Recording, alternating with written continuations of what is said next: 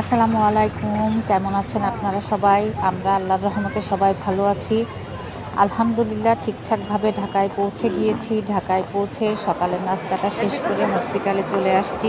এখন হসপিটালের ভিতরে ঢুকছি। আলহামদুলিল্লাহ হসপিটালের পরিবেশটা অনেক ছিমছাম গোছানো।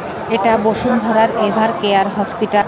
এখানে আমার বড় বোন গতকাল ভর্তি হয়েছেন, আগামীকাল ওর অপারেশন। আজকে আমরা কয় ভাই বোন চলে আসছি ওর জন্য।